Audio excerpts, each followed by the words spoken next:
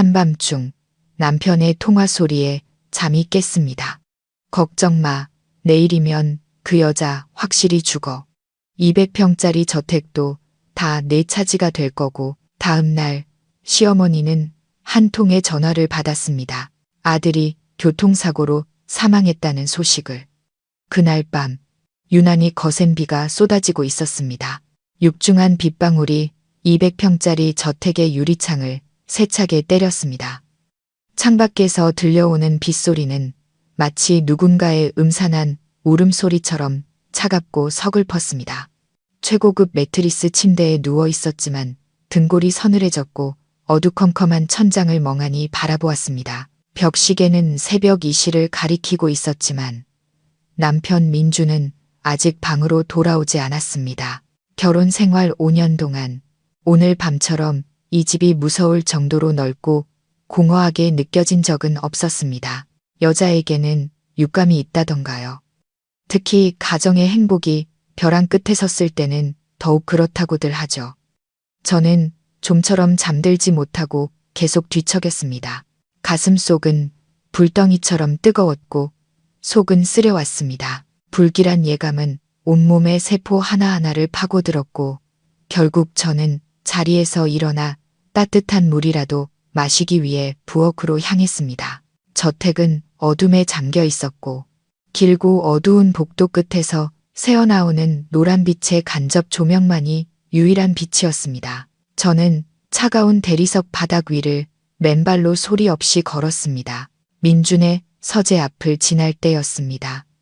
문틈으로 가느다란 빗줄기가 새어나오고 있었습니다. 또 밤늦게까지 일하는구나. 평소와 같은 모습에 저는 안쓰러움과 죄책감을 동시에 느꼈습니다. 지난 5년간 저는 부잣집 며느리라는 이름으로 호의호식하며 살았지만 이 집안의 대를 이을 아이 하나 낳지 못했습니다. 시아버지인 김 회장님과 시어머니 박 여사님은 저를 대놓고 구박하셨죠. 하지만 민주는 늘 자상한 남편인 척하며 제게 너무 스트레스 받지 말라고 위로했습니다. 한때는 복이라고 여겼던 그의 가짜 다정함을 떠올리며 저는 어서 들어가 잠을 자라고 말하기 위해 문고리를 잡았습니다. 하지만 차가운 문고리에 손이 닿는 순간 저는 그 자리에 얼어붙었습니다. 안에서 목소리가 들려왔습니다. 제가 매일 듣던 따뜻하고 다정한 목소리가 아니었습니다. 소름 끼치도록 차갑고 잔인한 낯선 목소리였습니다. 민주는 누군가와 통화 중이었습니다. 그는 분노와 초조함이 가득한 목소리로 이를 악물고 말하고 있었습니다. 걱정 마, 알아야. 모든 건 계획대로 완벽하게 준비됐어. 내일이 결혼 5주년 기념일인데 분위기 전환도 할 겸 그 여자 데리고 제주도에 갈 거야. 저는 그 자리에 못 박힌 듯 서 있었습니다. 심장이 터질 것처럼 세차게 뛰었습니다. 그 여자라니? 설마 나를 말하는 건가? 저는 숨을 죽이고 두꺼운 원목문에 귀를 바짝 갖다 댔습니다. 전화기 너머의 상대는 분명 여자였습니다. 민준의 목소리가 소름 끼치게 달콤해졌거든요. 그는 김 기사에게 이 일을 맡겼다고 말했습니다. 제주도 한라산 도로는 안개도 자주 끼고 외진 곳이라 핸들을 살짝만 꺾으면 차가 수십 미터 절벽 아래로 굴러 떨어질 거라고요. 그러면 사람들은 그저 단순한 교통사고로 생각할 거라고 했습니다. 좋은 소식 기다리고 있어. 쓸모없는 마누라만 죽어주면 이 저택이랑 수백억 대의 보험금은 전부 우리 차지가 되는 거야. 그 여자랑 그 집안 이제 정말 지긋지긋해. 눈앞이 핑 돌았습니다. 저는 비명이 터져 나오려는 것을 막기 위해 두 손으로 입을 틀어막았습니다. 다리가 풀려 차가운 벽에 몸을 기대지 않았다면 그대로 주저앉았을 겁니다. 지난 5년간 제 곁에서 잠들고 사랑한다며 저를 지켜주겠다던 남편이 저를 이렇게 잔인하게 죽일 계획을 세우고 있었다니. 그의 말 한마디 한마디는 날카로운 비수가 되어 제 심장을 헤집었습니다. 숨을 쉴 수 없을 만큼 고통스러웠습니다. 그의 가식적인 행복의 순간들이 머릿속을 스쳐 지나갔습니다. 기념일마다 안겨주던 화려한 장미 꽃다발, 부모님 앞에서 제게 먼저 반찬을 집어주던 자상한 모습. 그 모든 것이 인간의 탈을 쓴 짐승의 탐욕을 감추기 위한 완벽한 연극이었습니다. 그는 아라라는 여자와 바람을 피우고 있었고 제 재산을 가로채기 위해 저를 죽이려 하고 있었습니다. 방 안에서 민준의 발소리와 만족스러운 웃음소리가 들렸습니다. 그는 덧붙였습니다. 우리 부모님도 그 여자를 내쫓고 싶어 하셨어. 하지만 이렇게 해야 험한 소리 안 듣고 그 여자의 재산을 전부 합법적으로 차지할 수 있지. 내일 축배를 들 준비나 하고 있어. 뜨거운 눈물이 뺨을 타고 흘러내렸습니다. 당장이라도 뛰어들어가 그의 멱살을 잡고 따지고 싶었습니다. 내가 뭘 잘못했기에 이렇게까지 하냐고. 나는 당신 가족을 위해 헌신했고 당신 부모님의 멸시를 견뎠고 내 비자금까지 털어 당신 사업을 도왔는데 그 대가가 결혼기념일에 맞춰 치밀하게 계획된 사형 선고란 말인가. 하지만 이성은 지금 움직이면 안 된다고 말했습니다. 만약 지금 들이닥친다면 그는 증거를 인멸하기 위해 저를 그 자리에서 죽일지도 모릅니다. 그러면 제 죽음은 집안에서 일어난 사고나 돌연사로 위장될 겁니다. 그의 진짜 모습을 아는 사람은 아무도 없게 되겠죠. 살아야 해. 살아서 저 살인자의 가면을 벗겨야 해. 나 자신을 위해, 그리고 맹목적인 사랑을 쓰레기 같은 인간에게 바쳤던 내 자신을 위해 반드시 정의를 되찾아야 했습니다. 저는 무거운 발걸음을 옮겨 침실로 돌아왔습니다. 한 걸음 한 걸음 내디딜 때마다 심장이 조여왔습니다. 침대에 누워 머리끝까지 이불을 뒤집었었습니다. 두려움과 분노로 온몸이 사시나무처럼 떨렸습니다. 창밖의 빗소리는 여전히 거세게 몰아쳤습니다. 마치 이 집의 모든 더러움을 씻어내려는 듯이 그날 밤은 제 인생에서 가장 긴 밤이었습니다. 저는 죽은 듯이 잠든 척했지만 온 신경은 그의 움직임에 쏠려 있었습니다. 30분쯤 지났을까. 민준이 조심스럽게 문을 열고 방으로 들어왔습니다. 그는 평소처럼 제 옆에 누워 허리를 감싸 안았습니다. 그의 손길이 닿자 온몸에 소름이 돋았고 역겨움이 목구멍까지 차올랐습니다. 저는 그를 밀쳐내지 않기 위해 입술을 피가 나도록 깨물었습니다. 그는 제 귓가에 속삭였습니다. 자기야, 잘 자. 내일은 우리에게 정말 의미 있는 날이 될 거야. 그 인사는 마치 저승사자의 작별 인사처럼 들렸습니다. 저는 눈을 질끈 감았습니다. 눈물은 안으로 흘렀고 마음속으로 굳게 맹세했습니다. 민준 씨, 당신은 날 죽이고 싶겠지만 난 그렇게 쉽게 죽지 않아. 하늘이 보고 있어. 뿌린 대로 거두게 될 거야. 이 순간부터 당신의 착하고 순종적이던 아내는 죽었어. 내일 아침 눈을 뜨는 사람은 완전히 다른 서연일 거야. 당신과 당신의 가족 모두에게 이 잔인함의 대가를 치르게 할 사람. 아침 햇살이 커튼을 뚫고 제 눈을 비췄습니다. 새로운 하루의 시작을 알리는 신호였습니다. 하지만 오늘 저에게는 더 이상 행복한 기념일이 아니었습니다. 생사를 건 전쟁의 시작일 뿐이었죠. 저는 평소보다 일찍 일어나 욕실로 가 찬물로 세수를 하며 정신을 차렸습니다. 밤새 울어 퉁퉁 부은 눈, 습한 얼굴을 보며 스스로에게 다짐했습니다. 침착해야 해. 저 교활한 여우 앞에서 행복한 아내 역할을 완벽하게 해내야 해. 절대 빈틈을 보여서는 안 돼. 저는 가볍게 화장을 해서 다크서클을 가리고 민준이 예쁘다고 칭찬했던 옥색 원피스를 골라 입었습니다. 아래층으로 내려가니 민준은 이미 일어나 부엌에서 분주하게 움직이고 있었습니다. 구수한 설렁탕 냄새가 집안에 가득했습니다. 저를 본 그는 환하게 웃으며 다가왔습니다. 그 눈빛에는 가짜 사랑이 가득했습니다. 일어났어. 자기가 제일 좋아하는 집 설렁탕 사왔어. 오늘 장거리 가야 하니까 든든하게 먹어야 경치 구경할 힘이 나지. 자기 좋아하는 대로 파마니 고기 많이 넣어달라고 특별히 부탁했어. 저는 김이 모락모락 나는 설렁탕 그릇을 보며 속이 메스꺼렸습니다. 예전 같았으면 이렇게 세심하게 챙겨주는 모습에 감동의 눈물을 흘리며 좋은 남편을 만나게 해준 하늘에 감사했을 겁니다. 하지만 지금 이 설렁탕을 보니 역겨운 가식만 느껴졌습니다. 저 세상으로 보내기 전 마지막으로 배불리 먹이려는 걸까? 아니면 이 안에 수면제라도 타서 차 안에서 쉽게 나를 해치려는 걸까?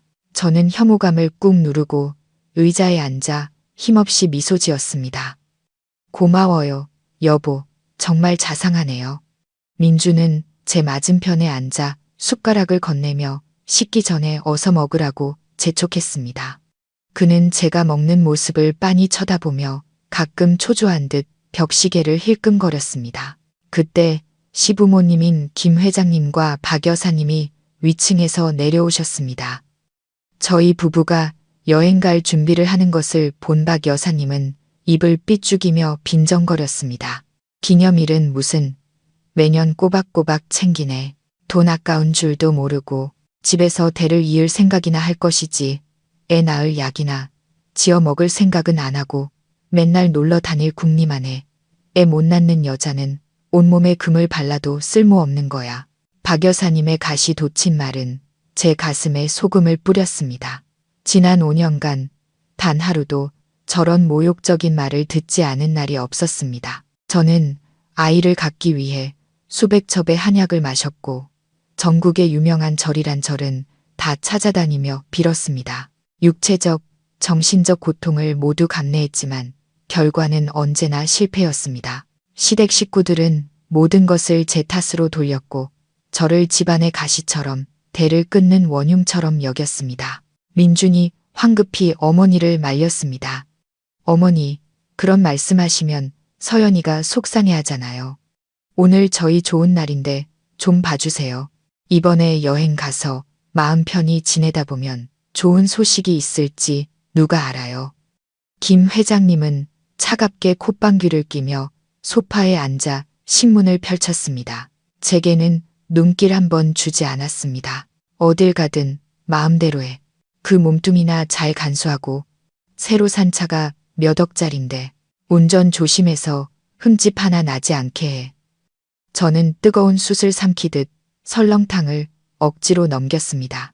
이 가족의 냉대와 눈앞에 앉은 남편의 잔인함은 제가 이곳에서 가족의 행복이라는 것을 지키려 했던 것이 얼마나 어리석었는지를 깨닫게 했습니다. 저는 몰래 휴대폰의 녹음 기능을 켜고 가방 깊숙이 숨겼습니다. 증거가 필요했습니다. 오늘 민준의 모든 거짓말과 비정상적인 행동을 기록해야 했습니다.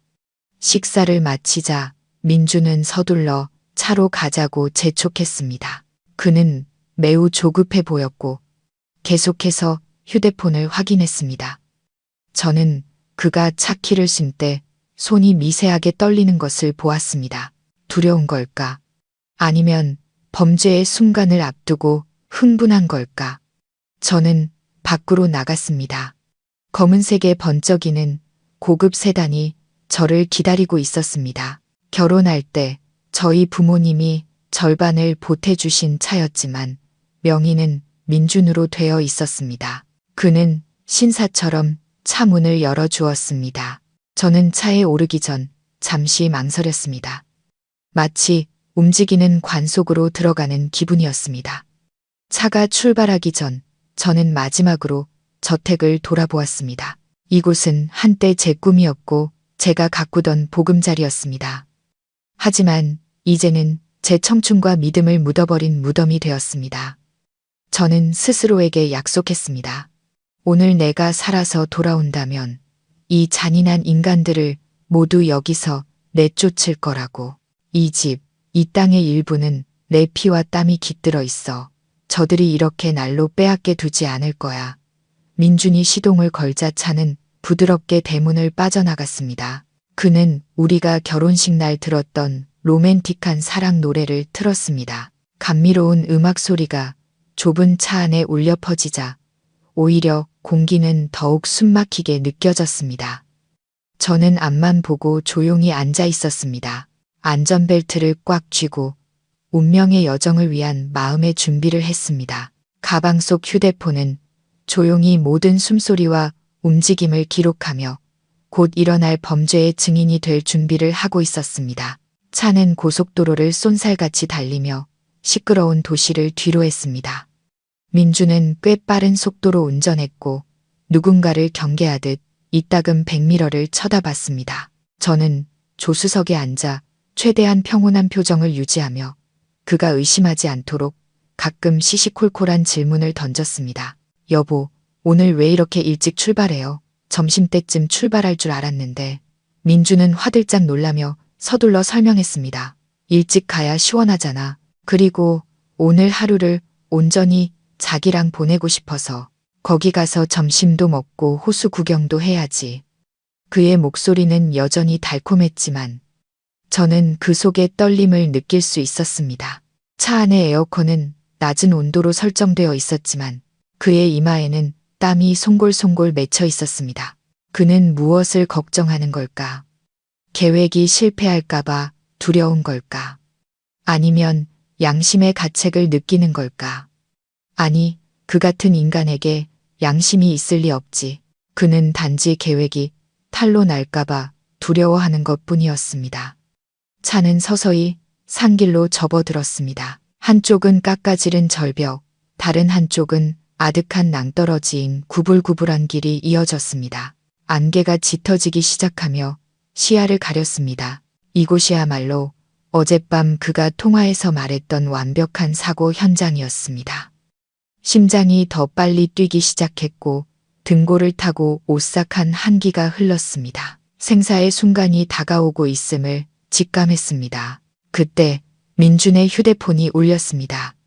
그는 액정을 힐끗 보더니 안색이 확 변하며 황급히 전화를 끊었습니다.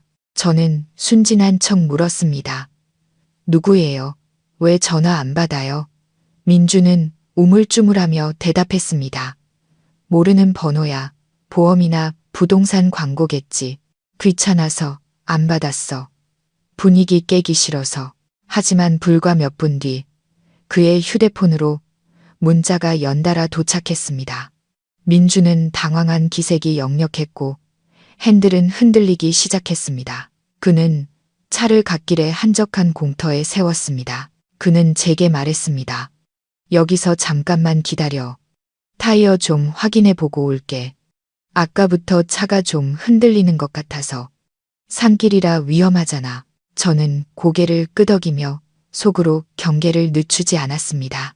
민주는 문을 열고 내려 차 뒤쪽으로 걸어갔습니다. 백미러로 보니 그는 타이어를 확인하는 것이 아니라 몰래 누군가에게 전화를 걸고 있었습니다. 그의 모습은 매우 다급해 보였고 손짓을 해가며 격앙된 얼굴로 무언가 말하고 있었습니다. 누군가와 싸우는 것 같았습니다. 저는 조심스럽게 안전벨트를 풀고 언제든 차문을 열고 도망칠 준비를 하며 손잡이를 꽉 쥐었습니다. 창문을 살짝 열어 엿들으려 했지만 거센 바람 소리 때문에 제대로 들리지 않았습니다. 저는 그가 전화기에 대고 소리치는 것을 들었습니다. 왜 이제 와서 딴소리야. 계약금까지 다 보냈잖아. 네가 안 하면 다른 놈 시키면 그만이야. 나한테 장난치지 마. 아무래도 고용된 살인청부업자 그 김기사라는 자에게 문제가 생긴 모양이었습니다. 돈을 더 요구하거나 다른 변수가 생긴 거겠죠. 이것이 제게는 기회였습니다. 그들의 계획에 차질이 생긴다면 저도 대처할 시간을 벌 수 있을 겁니다. 민주는 전화를 끊고 분한 듯 타이어를 세게 걷어차더니 다시 운전석으로 돌아왔습니다. 그의 얼굴은 살기가 가득했고 아까의 다정한 모습은 온데간데 없었습니다. 그는 아무 말 없이 시동을 걸고 차를 출발시켰습니다. 제가 조심스럽게 차에 문제 없어요? 라고 묻자 그는 소리쳤습니다. 아무 문제 없어. 조용히 앉아 있어. 자꾸 말 시키지 마. 머리 아프니까. 그의 갑작스러운 태도 변화는 그의 살인 계획에 문제가 생겼다는 것을 더욱 확신하게 했습니다. 차가 조금 더 달리자 민주는 갑자기 급정거를 했습니다. 우리 앞에는 트럭 한 대가 길을 막고 서 있었습니다.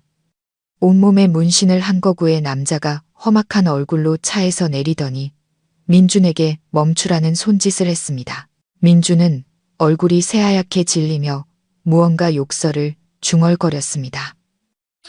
그는 저를 돌아보며 말했습니다. 차 안에 가만히 있어.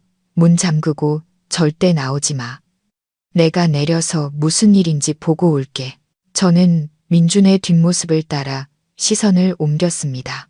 그는 낯선 남자에게 다가갔고 두 사람은 매우 험악한 분위기로 이야기를 나눴습니다. 그 남자는 민준의 얼굴을 손가락으로 가리키다가 우리 차를 가리켰습니다. 민준은 기가 죽은 듯 보였습니다. 그는 고개를 숙이고 지갑을 꺼내 남자에게 돈다발을 건넸지만 남자는 고개를 저으며 민준의 손을 뿌리치고는 그를 자신의 트럭 쪽으로 끌고 갔습니다.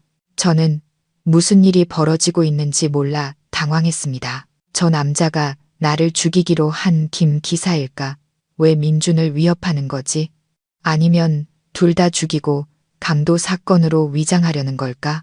바로 그때 그 남자가 민준을 땅바닥에 거칠게 밀치고는 우리 차에 올라탔습니다. 그가 시동을 걸자 저는 비명을 지르며 차문을 열고 뛰어내리려 했지만 아까 운전석에서 잠근 중앙 잠금 장치 때문에 문이 열리지 않았습니다. 낯선 남자는 저를 돌아보며 음흉한 미소를 지었습니다. 누런이가 정말 역겨웠습니다. 그가 말했습니다. 예쁜 아가씨, 가만히 앉아 있어. 내 남편이 너랑 이 차를 나한테 넘겼거든. 오늘 내가 평생 잊지 못할 여행을 시켜주지. 차는 제 절망을 비웃듯 쏜살같이 달려나갔습니다. 저는 뒷유리창을 통해 뒤를 돌아보았습니다. 민준이 비틀거리며 일어나 차를 따라오다가 이내 길바닥에 주저앉아 무력하게 차를 바라보는 모습이 보였습니다. 하지만 잠깐, 그때 민준의 눈빛은 저를 걱정하는 눈빛이 아니었습니다. 재산을 잃은 것에 대한 극도의 공포였습니다. 그는 차를 잃을까봐, 보험금이라는 돈벌이 수단인 저를 잃을까봐 두려워했을 뿐 부부간의 정은 조금도 없었습니다. 차는 구불구불한 산길을 미친 듯이 질주했습니다. 남자는 끔찍한 속도로 차선을 넘나들며 난폭 운전을 했습니다. 그에게서는 지독한 술 냄새가 났고 그는 의미 없는 말을 중얼거렸습니다. 그는 민준을 향해 비겁한 놈이라며 욕설을 퍼부었습니다. 아내를 죽여달라고 사주해 놓고 돈은 깎으려 했다고요. 그는 오늘 부부 둘 다에게 본때를 보여주겠다며 이 차는 빚 대신 자기가 가질 것이고 저는 나중에 알아서 처리하겠다고 말했습니다. 저는 이것이 더 이상 민준의 시나리오가 아니라는 것을 깨달았습니다. 이 김기사라는 자가 민준을 배신했거나 술에 취해 이성을 잃은 것이었습니다. 제 목숨은 이제 술에 취한 미치광이의 손에 달려 있었습니다. 저는 간신히 평정심을 되찾고 탈출할 방법을 찾았습니다.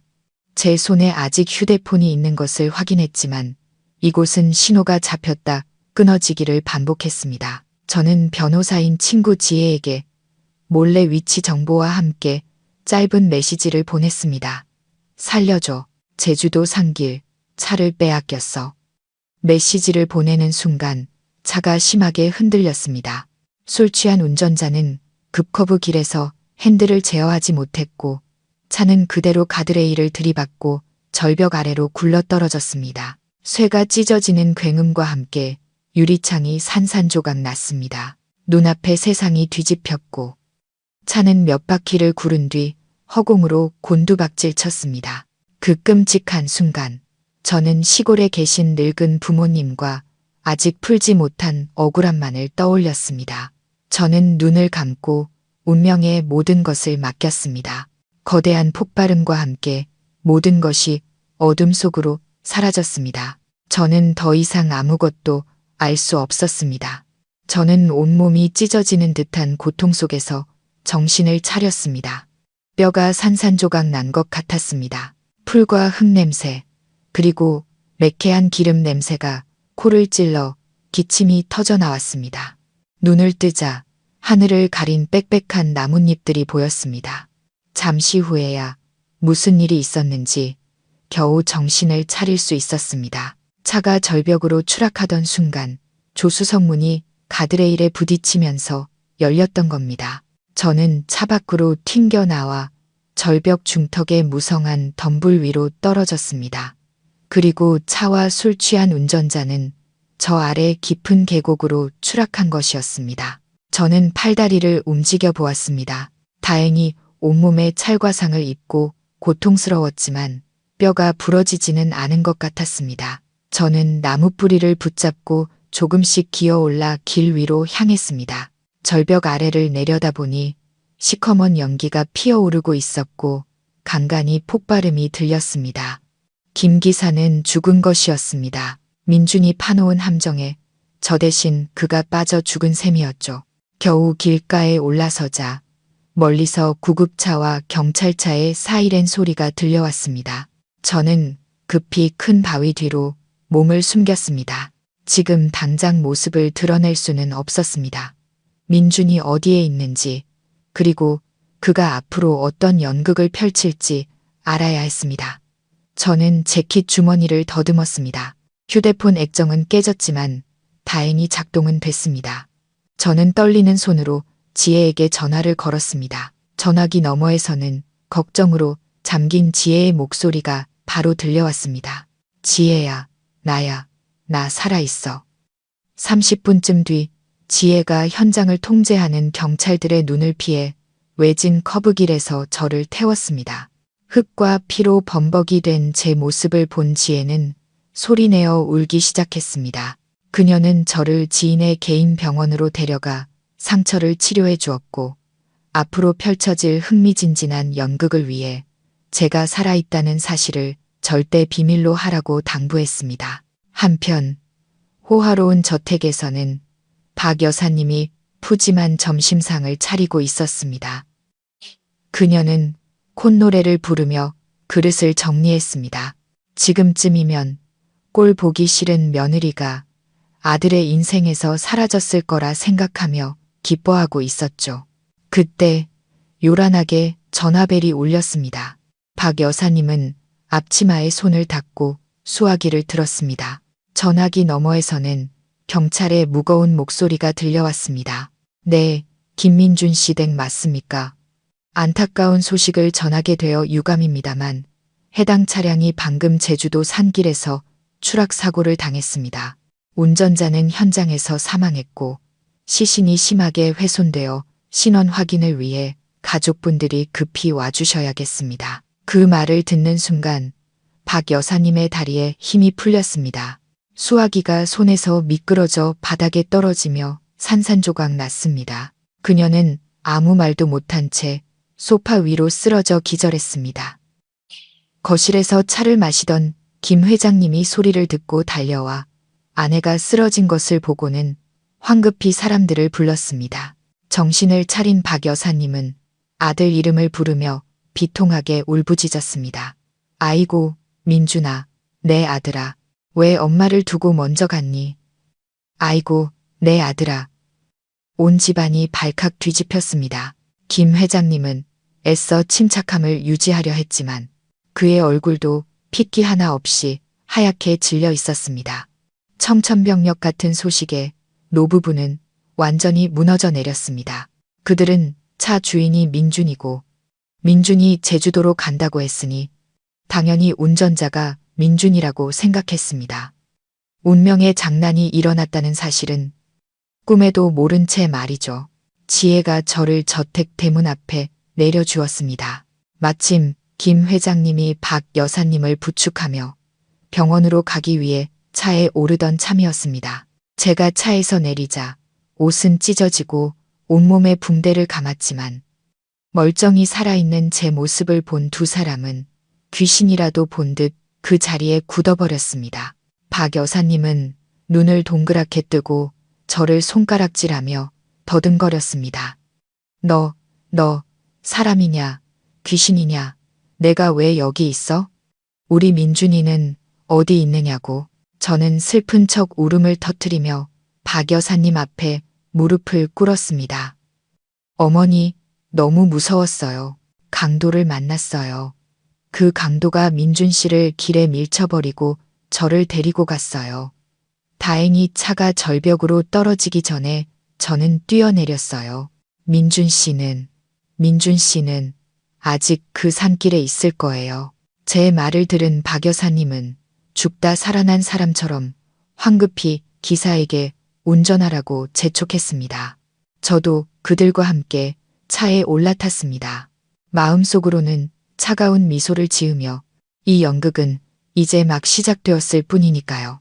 가족이 탄 차는 제주도 종합병원으로 향했습니다. 가는 내내 박 여사님은 아들이 무사하기만을 빌며 울부짖었습니다. 그녀는 제가 어디를 다쳤는지, 얼마나 아픈지는 단 한마디도 묻지 않았습니다. 그녀의 눈에 제 목숨은 민준의 발톱만도 못했던 것이죠. 저는 차 한 구석에 조용히 앉아 시댁 식구들의 가식적이고 이기적인 걱정을 지켜보았습니다. 병원에 도착하자 영안실 주변은 무거운 분위기에 휩싸여 있었습니다. 포르말린 냄새가 코를 찔렀습니다.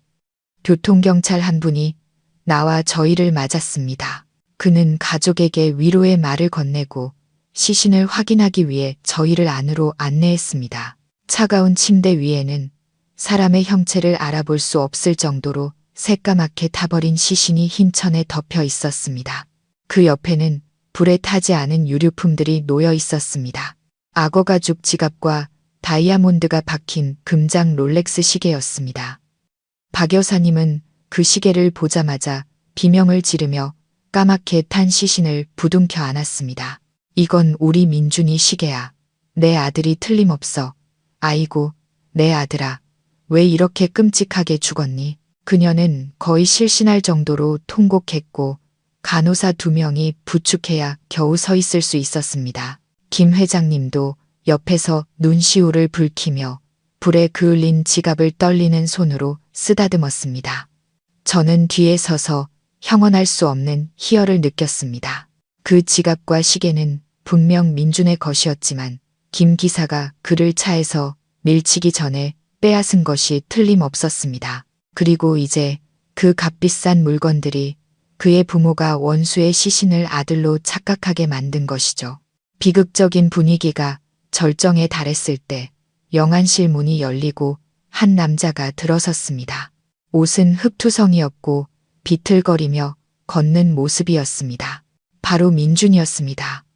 방 안은 순간 정적에 휩싸였습니다. 통곡하던 박 여사님은 갑자기 울음을 멈추고 고개를 들어 방금 들어온 사람을 멍하니 쳐다보았습니다.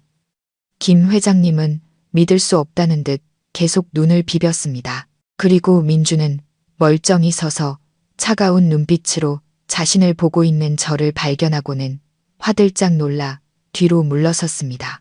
그의 얼굴은 핏기 하나 없었고 입술을 달싹이며 말을 잇지 못했습니다. 서연아, 내가 어떻게 죽은 게 아니었어. 박 여사님이 가장 먼저 정신을 차렸습니다. 그녀는 민준에게 달려가 온몸을 더듬으며 기쁨의 눈물을 터뜨렸습니다. 아들아, 내가 살아있었구나. 그럼 저 시신은 누구니? 엄마는 너를 잃은 줄만 알았어. 민준은 여전히 정신을 차리지 못하고 두려움과 의심이 가득한 눈으로 저를 뚫어져라 쳐다봤습니다. 그는 차가 절벽 아래로 떨어져 박살이 났는데 어떻게 제가 여기에 서 있을 수 있는지 이해하지 못했습니다. 저는 그에게 다가가 손을 잡았습니다. 목소리는 떨렸지만 저는 그의 손을 아플 정도로 꽉 쥐었습니다. 여보, 다행이에요. 무사했군요. 저는 강도들이 당신을 해친 줄만 알았어요. 저는 차가 떨어지기 전에 운 좋게 뛰어내렸어요. 하늘이 우리 부부를 도왔나 봐요. 그렇죠. 민준은 이마에 식은땀을 흘리며 마지못해 고개를 끄덕였습니다. 그는 아내를 죽이려던 계획이 처참하게 실패했을 뿐만 아니라 비싼 차까지 잃고 하마터면 부모님 손에 장례를 치를 뻔했다는 사실을 깨달았습니다. 그때 경찰이 물었습니다. 그럼 사망한 이 남성은 누구입니까? 왜 김민준 씨의 지갑과 시계를 가지고 있었죠? 민준은 당황하며 누나를 굴려 거짓말을 지어냈습니다. 저 형사님, 그놈은 강도입니다. 제 차를 막고 저를 기절시킨 뒤에 차와 귀중품을 모두 빼앗아 달아났습니다. 아마 술에 취해서 혼자 절벽으로 떨어진 것 같습니다. 저는 옆에 서서 속으로 비웃었습니다. 그의 뻔뻔한 거짓말에 감탄이 나올 지경이었습니다. 하지만 그는 이 연극의 감독이 더 이상 자신이 아니라는 사실을 모르고 있었습니다. 간단한 신원 확인 절차를 마친 뒤 우리 가족은 자세한 진술을 위해 경찰서로 가게 되었습니다. 민주는 조사관 앞에 앉아 불안한 듯 손을 떨었습니다. 그는 대담한 강도 사건의 피해자인 척 연기했지만 이마에 맺힌 땀방울과 불안한 눈빛은 그의 속마음을 고스란히 드러내고 있었습니다. 경찰은 강도의 인상착의와 사건 경위에 대해 매우 상세하게 물었습니다. 민주는 갑작스러운 공격을 받아 얼굴을 제대로 기억하지 못하며 덩치가 큰 남자였다고 둘러댔습니다. 심지어 오토바이를 탄 공범도 있었다고 거짓말을 보탰습니다.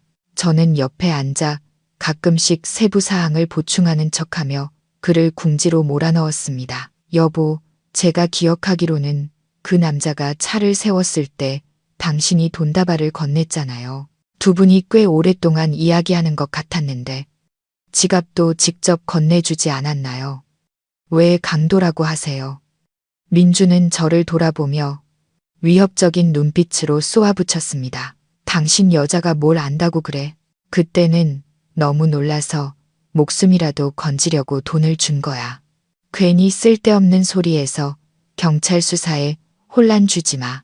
경찰은 의심스러운 눈초리로 민준을 쳐다보더니 제게 돈을 건네는 장면에 대해 더 자세히 물었습니다. 저는 겁먹은 척 민준의 뒤에 숨으며 너무 놀라서 잘못 기억한 것 같다고 중얼거렸습니다. 하지만 저는 이미 수사관들의 마음에 의심의 씨앗을 심었다는 것을 알았습니다. 경찰이 피해자의 시신에서 발견된 지갑을 내밀자 민주는 범죄의 증거를 본 듯 움찔했습니다.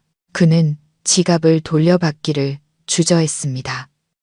그 안에는 그의 신분증뿐만 아니라 김 기사와의 검은 거래와 관련된 무언가가 들어있을지도 몰랐기 때문입니다. 그는 서둘러 말했습니다. 그냥 증거물로 가지고 계십시오. 수사가 다 끝나면 돌려주셔도 됩니다. 경찰서를 나오자 민주는 죽다 살아난 사람처럼 안도의 한숨을 내쉬었습니다. 하지만 문을 나서자마자 그는 분노에 찬 눈으로 저를 돌아보았습니다. 집에 도착하자마자 그는 저를 방으로 끌고 들어가 문을 잠갔습니다. 그는 제 얼굴에 자기 얼굴을 바짝 들이대고 으르렁거렸습니다. 너 똑똑히 들어. 오늘 일에 대해 누구에게든 한마디라도 더 짓거리면 나 원망하지 마. 저는 예전처럼 두려워하지 않고 그의 눈을 똑바로 쳐다보았습니다. 저는 태연하게 대답했습니다. 왜 그렇게 예민하게 굴어요? 저는 당신 아내인데 당신 편을 들어야죠.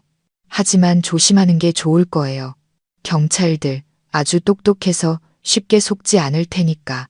그리고 불에 타 죽은 그 남자. 왠지 낯이 익어요. 예전에 어느 카페에서 당신이랑 이야기하는 걸 본 것 같은데. 민주는 화들짝 놀라며 제게서 한 발짝 물러섰습니다. 그는 더듬거리며 말했습니다. 네, 네가 잘못 본 거야. 난 사업하는 사람이지. 그런 조폭 같은 놈들이랑 엮일 일 없어. 그는 제가 무언가 알고 있을까봐 두려워하고 있었습니다. 의심과 공포가 그의 마음을 갉아먹기 시작했습니다. 그는 지금 저를 함부로 대할 수 없었습니다. 제가 유일한 생존자이자 언제든 그를 무너뜨릴 수 있는 진실을 쥔 사람이었으니까요. 집에 돌아오자 저택 전체에 무거운 침묵이 흘렀습니다. 민주는 무사히 돌아왔지만 수억 원짜리 고급 차는 사라졌고 경찰서까지 들락거린 일로 김 회장님과 박 여사님은 안절부절 못했습니다. 옷을 갈아입고 쉬기도 전에 시부모님은 저희 부부를 거실로 불러 긴급 가족회의를 열었습니다. 박 여사님은 벨벳 소파에 앉아 염주를 돌리면서도 독서를 퍼부었습니다. 올해 우리 민준이 애군이 제대로 꼈구나. 재산 잃은 건 그렇다 쳐도 하마터면 목숨까지 잃을 뻔했어. 그 원인이 다 저 살기 등등한 며느리 때문이야. 저게 이 집에 들어온 뒤로 되는 일이 하나도 없어. 손주 하나 못 낳더니 이제는 집안의 풍파까지 일으키고 김 회장님도 아내의 말에 동조하며 심각한 표정으로 파이프를 잿더리에 탁탁 털었습니다. 네, 어머니 말이 맞다. 수억짜리 차가 날아갔고 경찰 조사까지 받고 있으니 혹시라도 집안에 해가 될까 걱정이구나. 내 생각은 이렇다. 액땜도 하고 가족 재산을 지키기 위해 서연이 네가 재산 포기 각서에 서명을 해야겠다. 이 저택과 교회에 있는 땅 몇 개는 일단 우리 부부 명의로 해놓자.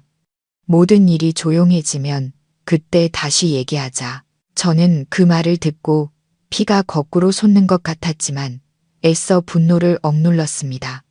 결국 저들은 저를 불행의 원인으로 몰아가며 재산을 빼앗으려 했던 겁니다. 민준에게 무슨 일이 생기거나 제가 이혼하며 재산 분할을 요구할까봐 지금 당장 저의 모든 권리를 박탈하려 한 것이죠. 민준은 옆에서 아내를 변호하는 말 한마디 없이 침묵했습니다.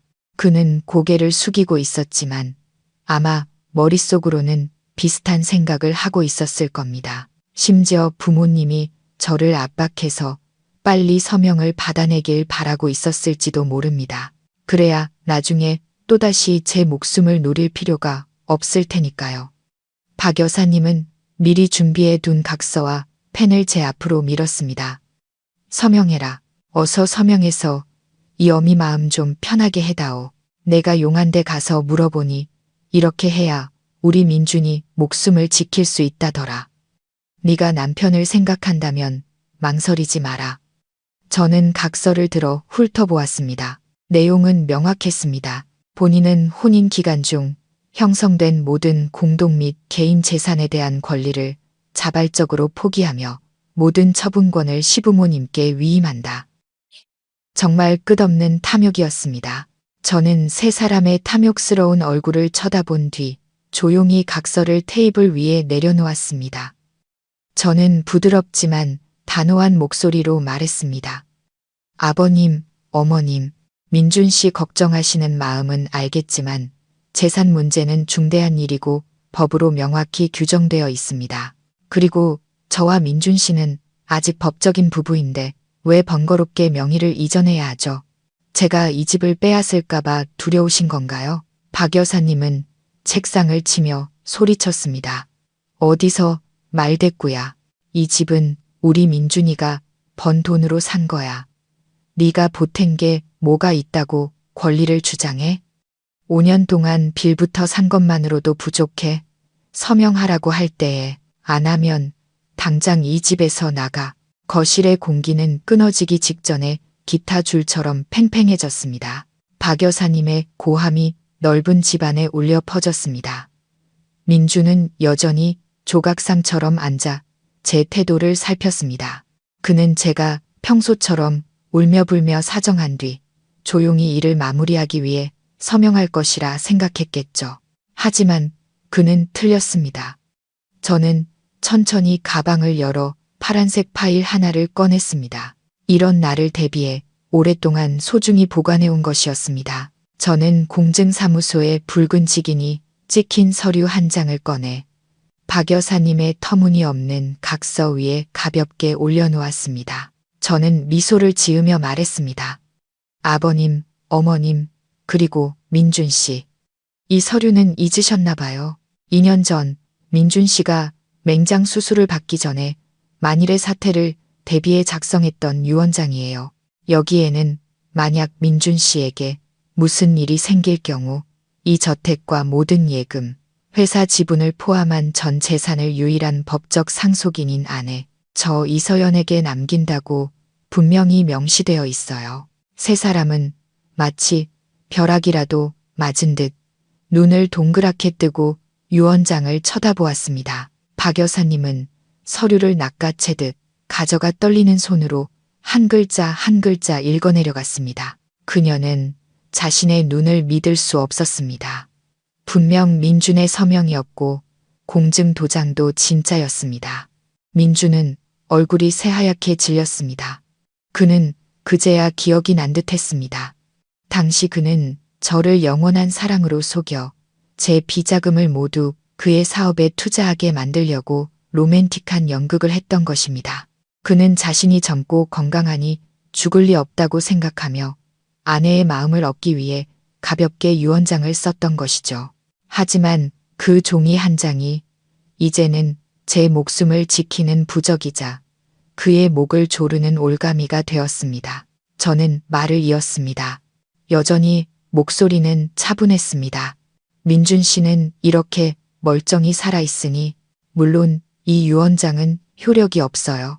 하지만 이것은 남편의 뜻이 모든 것을 제게 남기고 싶었다는 것을 증명하죠. 그런데 왜 지금 아버님, 어머님은 제게 재산 포기를 강요하시는 건가요? 아들의 뜻을 거스르려는 건가요? 아니면 아들이 빨리 죽기를 바라며 며느리와 재산 다툼을 하려는 건가요? 김 회장님은 아무 말도 하지 못했습니다. 박 여사님은 분노로 얼굴이 파랗게 질려 손에 쥔 각서를 구겨버렸습니다. 민주는 그 자리에 앉아 옴짝달싹 못했습니다. 그는 유언장을 부인할 수 없었습니다.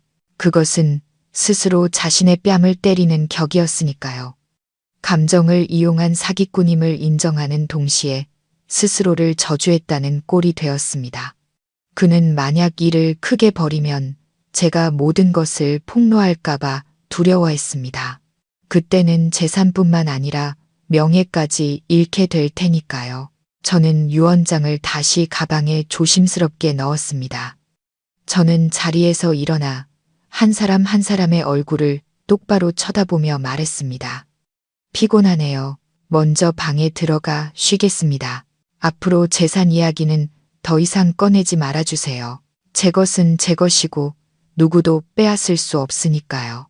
그리고 자기 것이 아닌 것을 탐하면 언젠가 반드시 혹독한 대가를 치르게 될 겁니다. 그 말을 남기고 저는 세 사람의 당혹스러움과 분노를 뒤로 한 채 돌아섰습니다.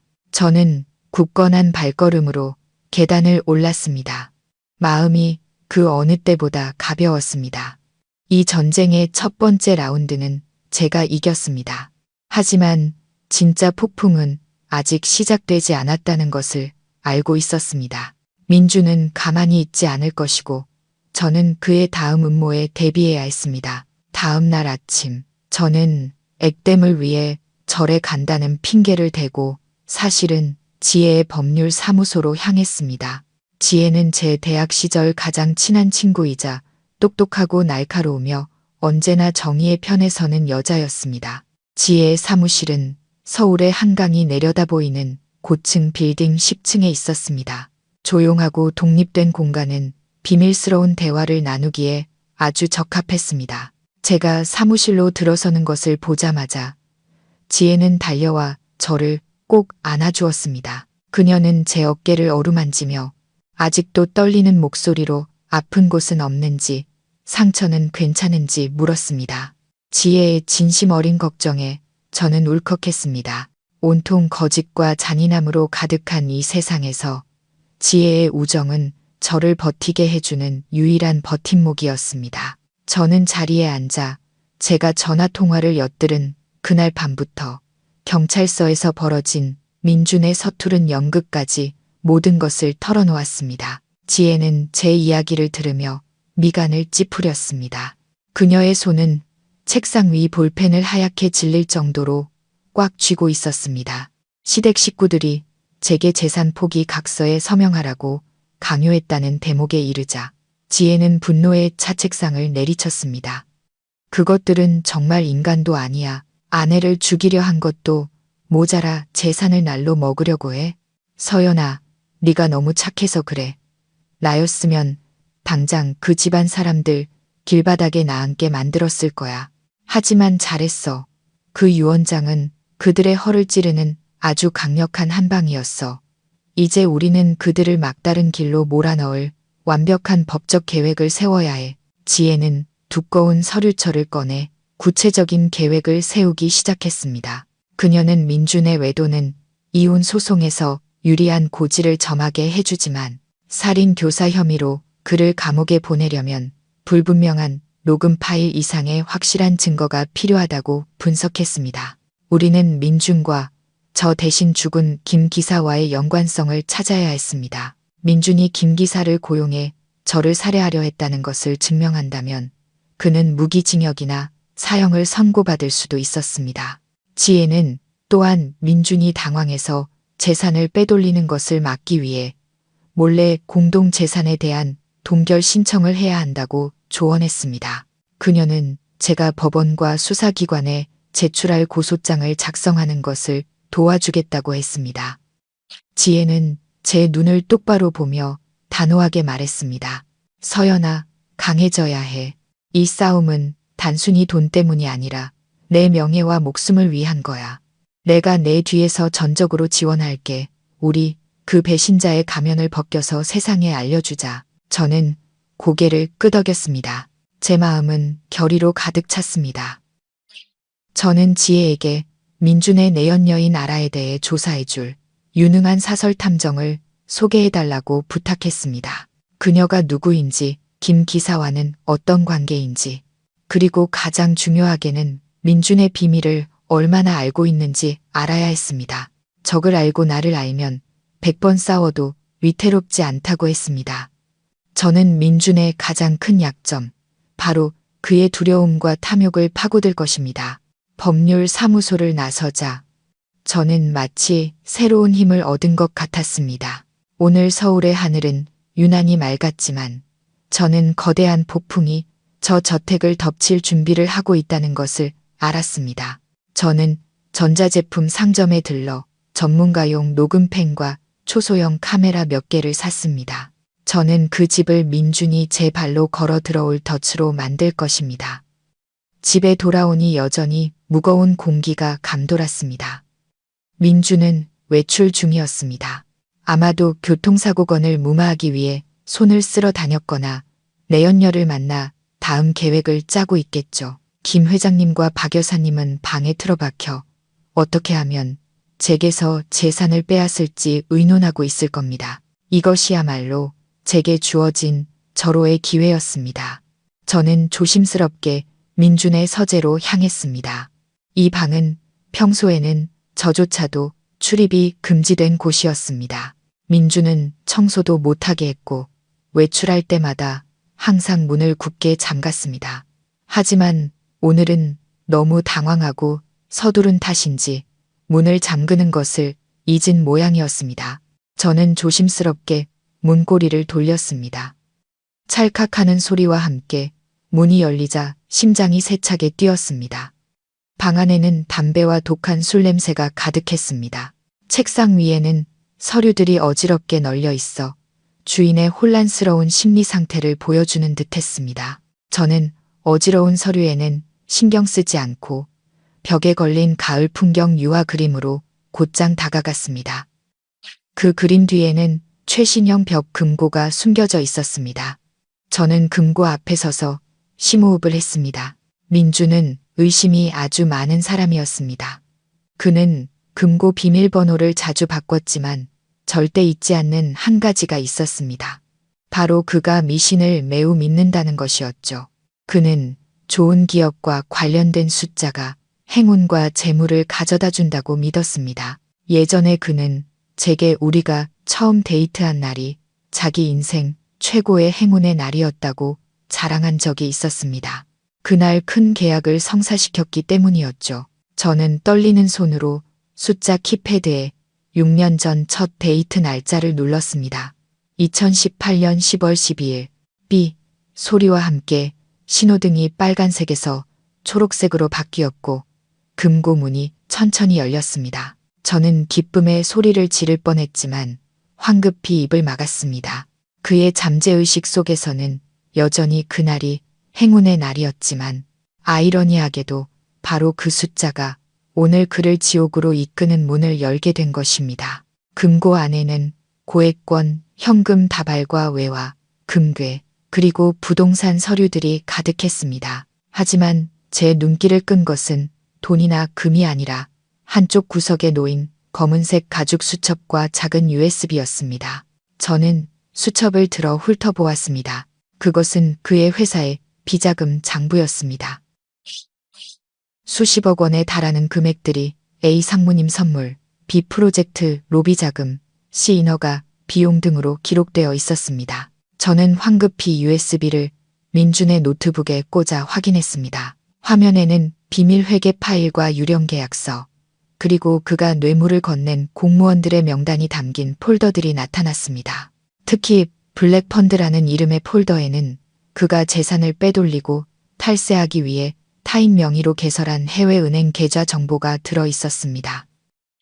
바로 이거야.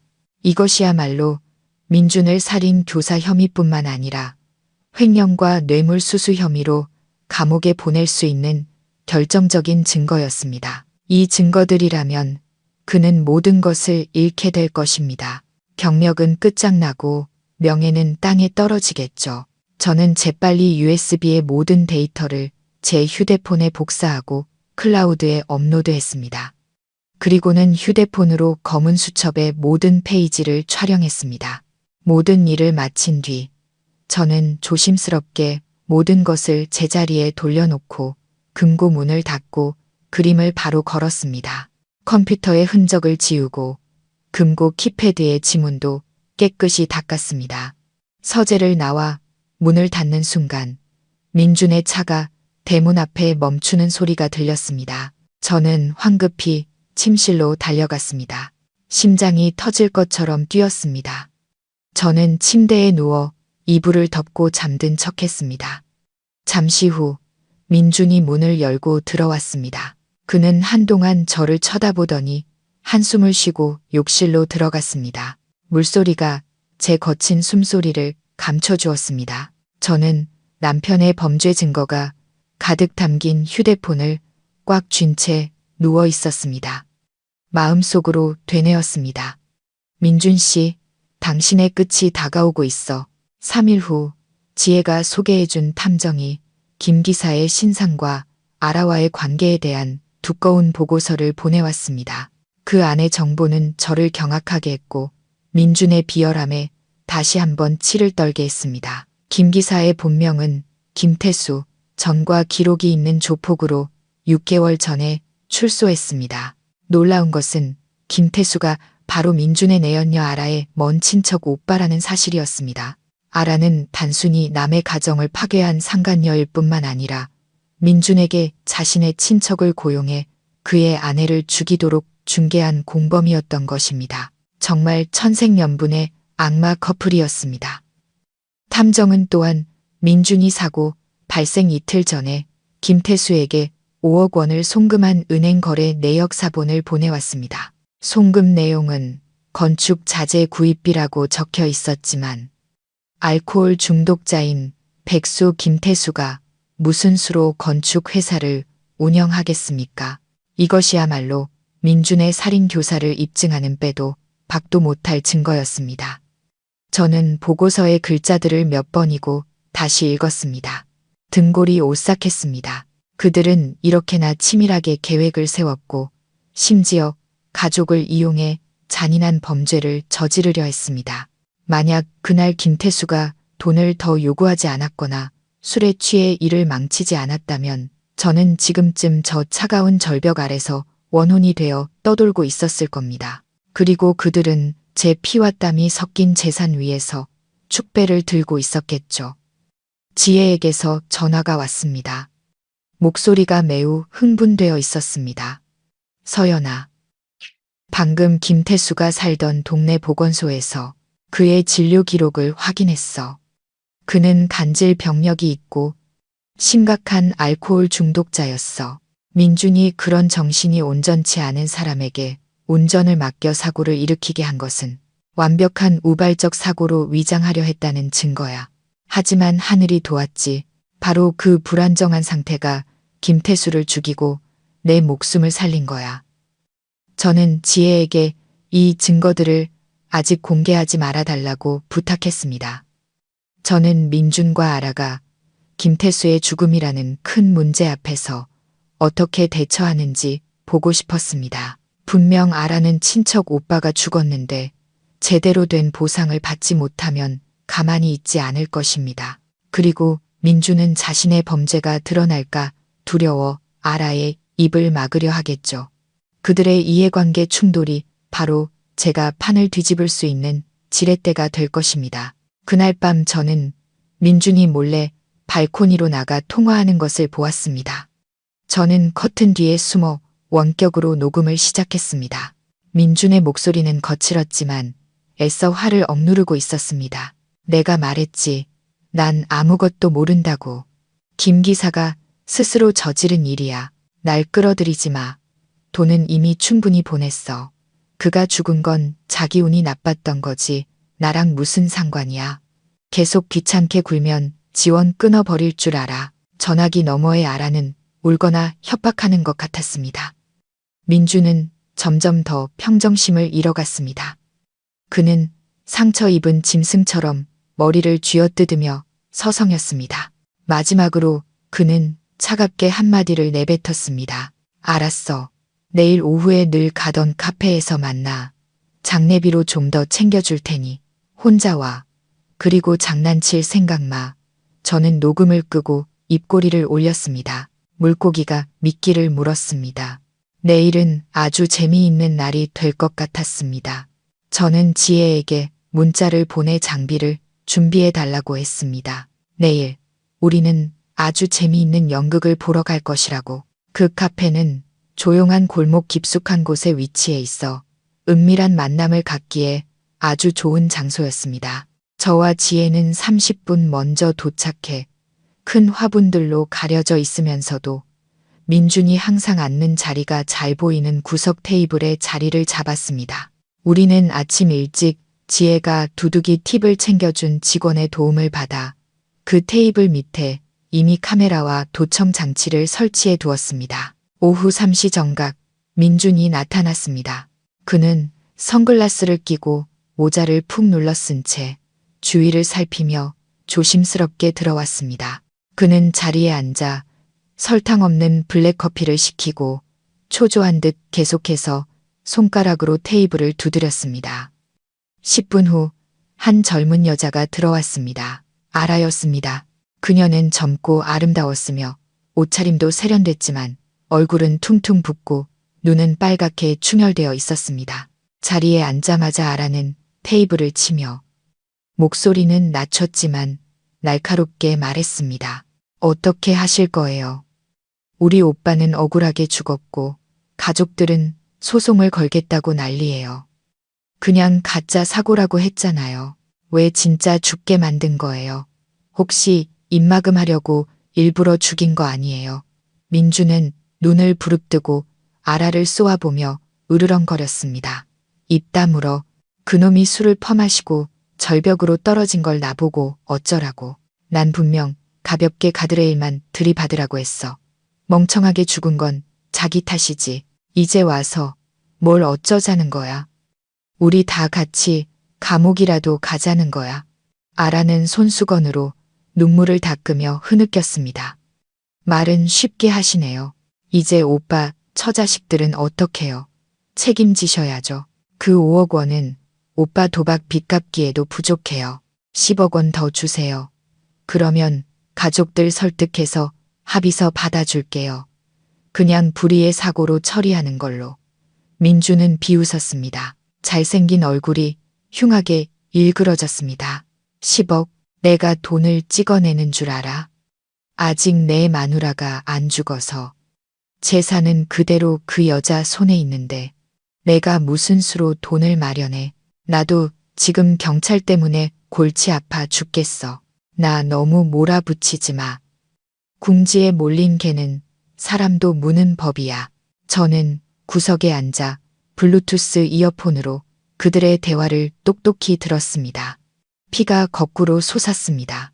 그들에게 사람의 목숨은 흥정의 대상일 뿐이었습니다. 그들은 법과 타인의 생명을 아무렇지 않게 여기는 잔인한 인간들이었습니다. 지혜는 제 손을 꽉 잡으며 증거 수집을 위해 침착하라고 신호를 보냈습니다. 아라는 민준이 강하게 나오자 태도를 바꿔 더욱 날카롭게 쏘아붙였습니다. 어디서 발뺌이에요. 제가 당신이 우리 오빠한테 아내 죽여달라고 사주하는 문자랑 녹음 파일 다 가지고 있는 거 잊었어요? 돈 안 주면 이거 전부 경찰이랑 당신 그 고귀한 아내한테 보낼 거예요.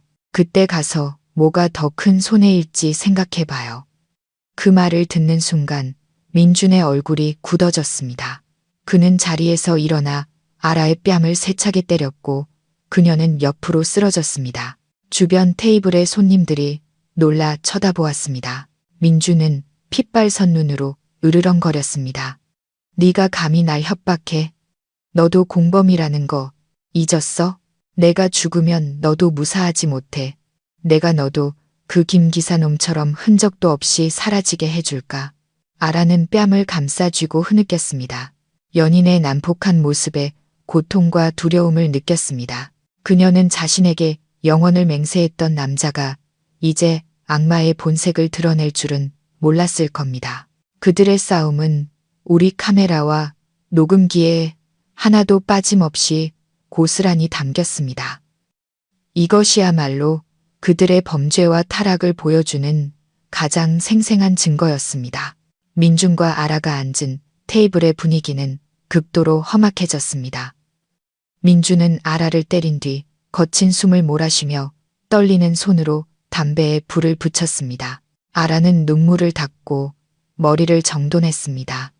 그녀가 민준을 보는 눈빛은 두려움에서 극도의 증오로 바뀌어 있었습니다. 아마도 그 따귀 한 대가 그녀를 어리석은 사랑의 환상에서 깨어나게 하고 자신이 그의 손에 있는 장기말에 불과했다는 것을 깨닫게 해준 모양이었습니다. 아라는 비웃으며 칼날처럼 날카로운 목소리로 말했습니다.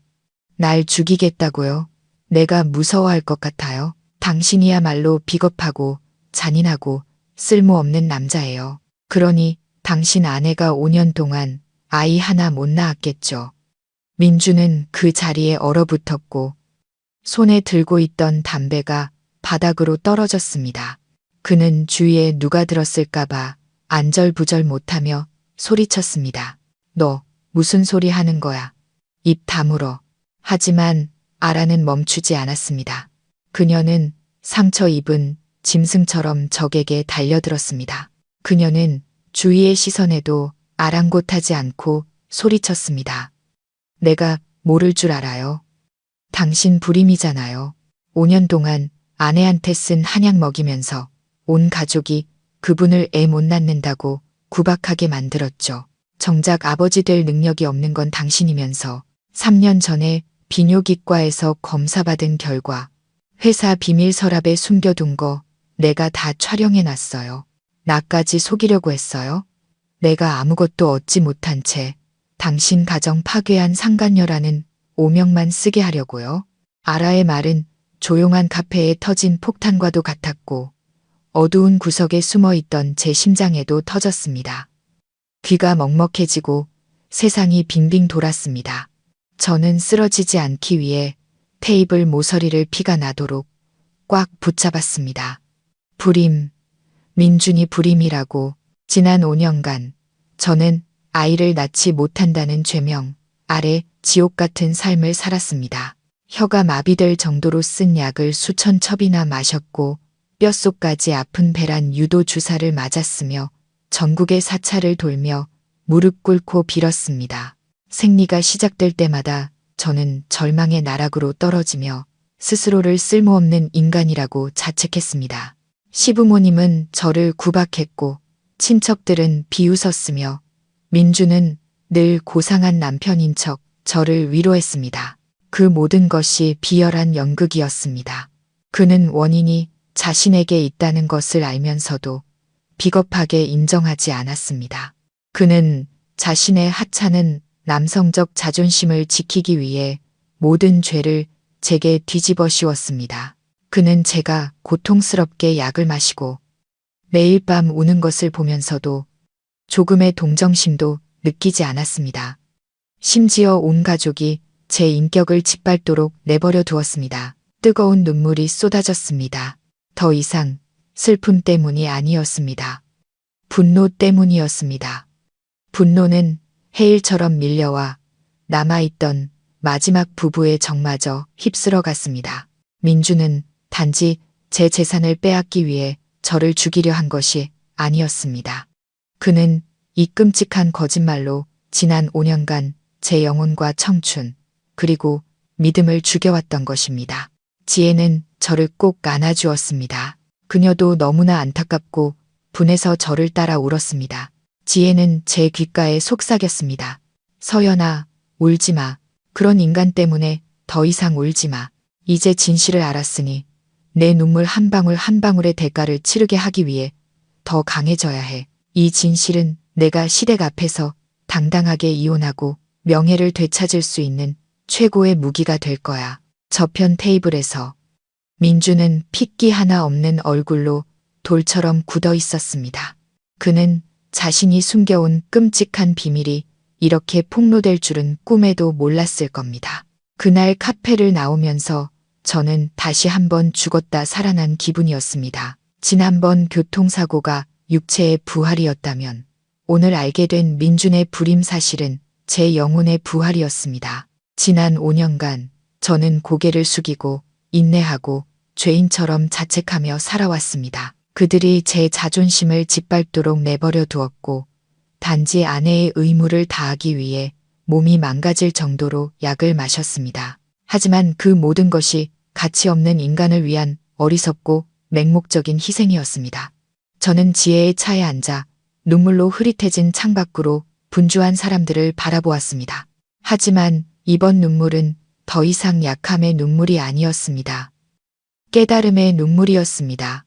저는 눈물을 닦고 지혜를 돌아보며 단호하게 말했습니다. 지혜야, 당장 이혼 소송 준비해줘.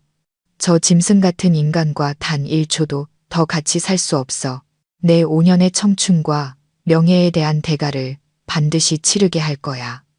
지혜는 고개를 끄덕였습니다. 그녀의 눈은 결의로 빛났습니다. 그녀는 저를 곧장 공증사무소로 데려가 우리가 방금 수집한 모든 증거를 복사했습니다. 카페에서의 싸움, 녹음 파일부터 민준의 협박 문자, 그리고 아라가 제공한 불임 진단서까지 모든 것이 민준의 인생을 감옥에 묻어버릴 만큼 강력한 고소 자료로 묶였습니다. 저는 지혜에게 살인교사 혐의와 민준의 경제 범죄에 대한 고소장을 경찰에 제출해달라고 부탁하는 것도 잊지 않았습니다. 민준에게는 돈과 인맥이 있기에 이 싸움이 힘들 것이라는 걸 알았지만 더 이상 두렵지 않았습니다. 저는 이미 죽음의 문턱을 넘었고 인간의 가장 잔인한 면을 맛보았습니다. 더 이상 저를 두렵게 할 것은 없었습니다.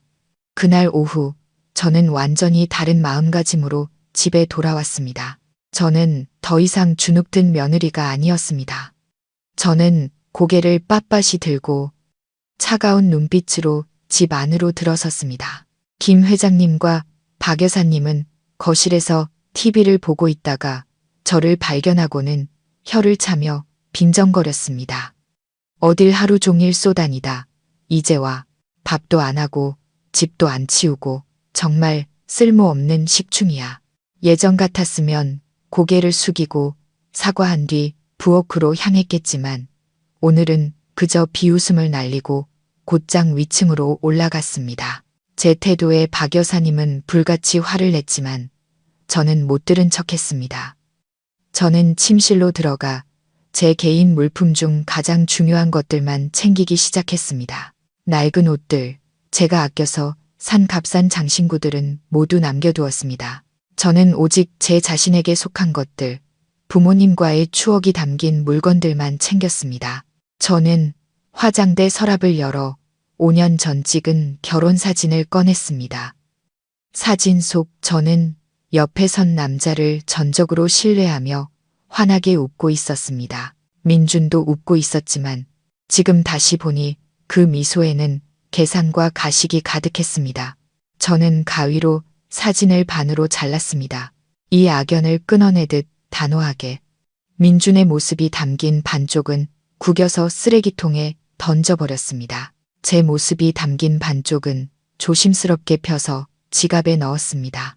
이 여자는 더 행복해질 자격이 있다고 스스로에게 말해주었습니다. 그날 밤 민준은 만취 상태로 집에 돌아왔습니다. 그는 비틀거리며 방으로 들어왔고 지독한 술 냄새를 풍겼습니다. 그가 책을 읽고 있는 저를 보자 그는 술주정을 부리며 그동안의 분노와 두려움을 제게 쏟아냈습니다. 너는 재앙 덩어리야. 너랑 결혼한 뒤로 되는 일이 하나도 없어. 당장 내 눈앞에서 사라져. 저는 책을 덮고 연민의 눈으로 그를 쳐다보았습니다. 저는 태연하게 대답했습니다. 걱정 말아요. 곧 떠날 테니. 하지만 떠나기 전에 당신이 내게 한 모든 것을 그대로 돌려줄 거예요. 제 낯선 태도에 민주는 잠시 움찔했지만 이내 술기운에 못 이겨 침대 위로 쓰러져 코를 골기 시작했습니다. 저는 잠든 그를 보며 생각했습니다. 푹 자둬요, 민준 씨. 이 저택에서의 마지막 편안한 잠이 될 테니까. 다음 날 아침, 저는 아라에게 먼저 연락했습니다. 저는 그녀에게 사람이 없는 공원으로 나오라고 했고, 우리는 누구의 방해도 받지 않고 솔직하게 이야기할 수 있었습니다. 아라는 약속 장소에 매우 경계하고 두려워하는 모습으로 나타났습니다. 그녀는 큰 선글라스를 끼고 스카프로 얼굴을 가린 채 마치 범죄자처럼 조심스럽게 행동했습니다. 어제의 싸움과 민준의 협박 이후 그녀는 극도의 공포 속에서 살고 있는 듯 했습니다. 저를 보자 아라는 잠시 망설이다가 돌아서려 했습니다. 저는 그녀의 이름을 불렀습니다. 목소리는 차분했지만 힘이 실려 있었습니다. 아라 씨, 나 무서워할 필요 없어요. 바람 피운 거 따지러 온 거 아니니까. 당신 목숨 구해주러 온 거예요. 아라는 멈춰서서 제가 앉아있는 벤치로 조심스럽게 다가왔습니다. 그녀는 선글라스를 벗었고 멍들고 부은 눈이 드러났습니다. 그녀는 떨리는 목소리로 물었습니다. 저한테 뭘 원하세요? 전 민준 씨랑 헤어졌어요. 더 이상 그 사람이랑 상관없어요. 저는 씁쓸하게 웃으며 휴대폰에 동영상 하나를 보여주었습니다. 그 영상은 어젯밤 민준이 술을 마시고 돌아와 다른 낯선 남자와 이야기하는 것을 제가 몰래 촬영한 것이었습니다. 영상 속에서 민준은 취했지만 여전히 분노에 차 말했습니다. 그 아라라는 년이 너무 많은 걸 알아. 입을 막아야 해. 이번 일 처리해주면 김 기사 때보다 2배로 줄게. 영원히 사라지게 만들어줘. 사고든 독살이든 상관없어.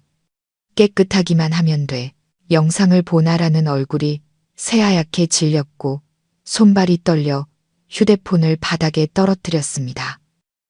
그녀는 입을 막고 공포에 질려 흐느끼기 시작했습니다. 그녀는 민준이 입막음을 위해 내연녀까지 죽이려 할 정도로 잔인한 인간일 줄은 몰랐던 것입니다. 저는 휴대폰을 주어 아라에게 건네며 부드럽게 말했습니다. 봤죠? 민준에게 당신도 나처럼 그저 장기말, 소모품일 뿐이에요. 이용 가치가 없어지거나 위험 요소가 되면 그는 망설임 없이 당신을 제거할 거예요. 그가 당신을 사랑한다고 생각해요. 아니요.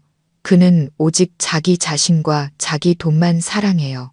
아라는 제 손을 꽉 잡으며 애원했습니다. 언니, 제발 저 좀 살려주세요. 죽고 싶지 않아요. 저는 아직 젊고 시골에 늙은 부모님도 계세요. 제가 잘못했어요. 언니 가정을 파괴한 거 정말 죄송해요. 하지만 제발 저 좀 살려주세요. 저는 아라를 보았습니다. 마음속에 더 이상 질투심은 없었고 어리석은 한 여인에 대한 연민만이 남았습니다. 저는 말했습니다. 살고 싶으면 방법은 하나뿐이에요. 나와 협력해야 해요. 당신이 증인이 되어 법 앞에서 민준의 모든 죄를 폭로해야 해요. 그가 감옥에 가야만 당신도 안전해질 수 있어요. 법은 뉘우치고 협조하는 사람에게는 관용을 베풀 거예요. 아라는 눈물을 흘리며 고개를 끄덕였습니다. 그녀는 그동안 민준과 주고받았던 모든 문자, 녹음 파일, 그리고 그와 사귀면서 알게 된 민준의 자금 세탁 증거까지 모두 제출하겠다고 약속했습니다. 그녀는 법정에서 민준이 김 기사를 고용해 저를 죽이려 했다는 사실을 증언하겠다고도 했습니다. 저는 아라에게 비행기 표와 약간의 현금을 주며 며칠 동안 안전한 곳에 가 있으라고 말했습니다. 경찰이 수사에 착수할 때까지 멀어지는 아라의 뒷모습을 보며 저는 안도의 한숨을 내쉬었습니다. 이제 제 손에는 가장 중요한 히든카드가 쥐어졌습니다. 배신당한 여자들의 연대가 결성되었고 우리의 유일한 목표는 저 비열한 남자를 무너뜨리는 것이었습니다. 운명의 날이 마침내 다가왔습니다. 저는 아침 일찍 시장에 가서 시댁 식구들이 좋아하는 온갖 산해진미를 사왔습니다. 랍스터, 킹크랩, 제비즙, 전복까지. 저는 이 저녁 식사가 제 인생의 어두운 날들을 떠나보내고 그들이 누릴 자격 없는 호화로운 삶에서 그들을 떠나보내는 아주 성대한 송별회가 되기를 바랐습니다. 저는 오후 내내 부엌에서 요리를 했습니다. 맛있는 냄새가 온 집안에 퍼지자 김 회장님과 박 여사님은 매우 놀라워했습니다. 그들은 저것이 드디어 정신을 차렸구나. 잘못을 빌고 시부모에게 잘 보이려고 저러는 거겠지 하고 수군거렸습니다. 박 여사님은 오가며 만족스러운 표정으로 음식을 쳐다보았고 가끔은 거만한 태도로 제게 이것저것 가져오라고 시켰습니다. 저녁이 되자 민준도 평소보다 일찍 집에 돌아왔습니다.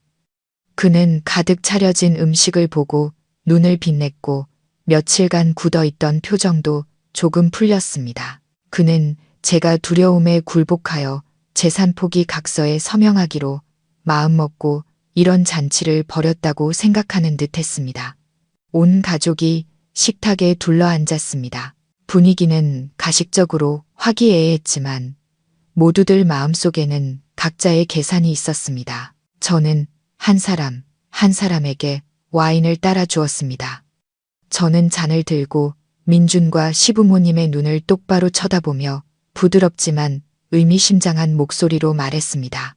아버님, 어머님, 그리고 민준 씨, 이 식사는 제 진심을 다해 준비했습니다. 맛있게 드세요. 아마 우리가 다 함께 앉아 먹는 마지막 식사가 될지도 모르겠네요. 킹크랩 다리를 뜯던 박 여사님은 그 자리에서 멈칫했습니다. 그녀는 미간을 찌푸리며 물었습니다. 너 지금 무슨 재수없는 소리를 하는 거야? 마지막이라니. 그게 무슨 뜻이야? 집을 나가겠다는 거야? 아니면 이 집안 사람들 다 죽으라고 저주하는 거야? 저는 대답 대신 미소를 지으며 TV 리모컨을 들었습니다. 저는 제 휴대폰을 거실의 대형 스크린과 연결해 두었습니다. 저는 재생 버튼을 눌렀습니다. 화면에는 뉴스나 예능 프로그램이 아닌 민준과 아라가 카페에서 싸우는 영상이 나타났습니다. 선명한 화질에 소리도 똑똑히 들렸습니다. 민준이 아내를 죽이기 위해 사람을 고용했다고 폭로하는 아라의 외침. 아라를 죽이겠다고 협박하는 민준의 목소리, 그리고 특히 민준이 불임이라는 사실을 소리치는 아라의 목소리까지. 시끄럽던 식당의 모든 소음이 순간 부쉈습니다. 김 회장님은 손에 들고 있던 크리스털 잔을 바닥에 떨어뜨려 깨뜨렸습니다. 박 여사님은 입을 떡 벌리고 입에 물고 있던 고깃덩이가 떨어지는 것도 몰랐습니다. 민준은 잿빛 얼굴로 마치 귀신이라도 본 듯 TV 화면을 쳐다보았습니다. 영상은 아라의 울음소리와 민준의 넉나간 얼굴로 끝이 났습니다. 제가 TV를 끄자 공간은 무서운 침묵에 휩싸였습니다. 저는 태연하게 자리에 앉아 전복 한 조각을 그릇에 담으며 천천히 말했습니다.